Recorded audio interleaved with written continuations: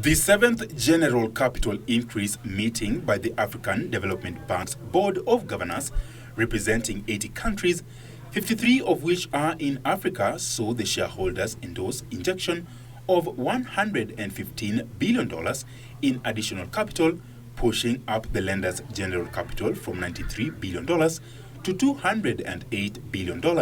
We have high fives: Light Up and Power Africa, Feed Africa, Industrialize Africa, Integrate Africa, and improve the quality of life of the people of Africa. Those are the high five priorities of the African Development Bank. In 2018, the bank's total portfolio in Kenya stood at 347.15 billion shillings, supporting 26 operations in the public sector and 11 in the private sector. 27% of the portfolio is in energy, 26% in transport, 24.4% in water supply and sanitation, 12.3% in finance, and 6% in agriculture.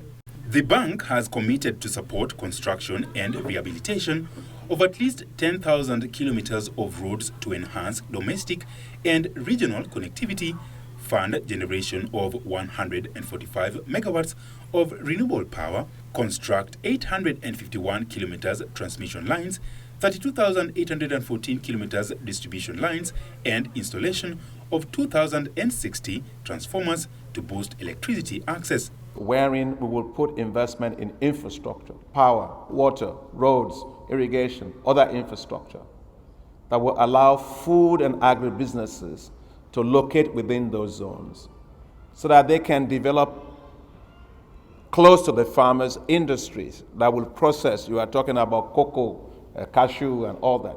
They will process them close to the farmers. They will add value. And Africa should quit exporting raw materials. Kenya is among beneficiaries in the new round of funding, targeting to increase agro-processing and reduce the risk for the private sector to increase lending to youth-led enterprises. We'll invest a lot in vocational training, technical training for young people. We'll invest quite a lot in private equity vehicles that will invest in businesses of young people, and we will support young people in food and agribusiness sector. Adesina, however, cautioned African countries against careless borrowing.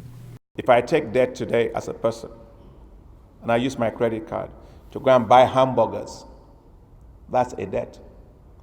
But if I use that same credit card and I buy a house, that's another debt.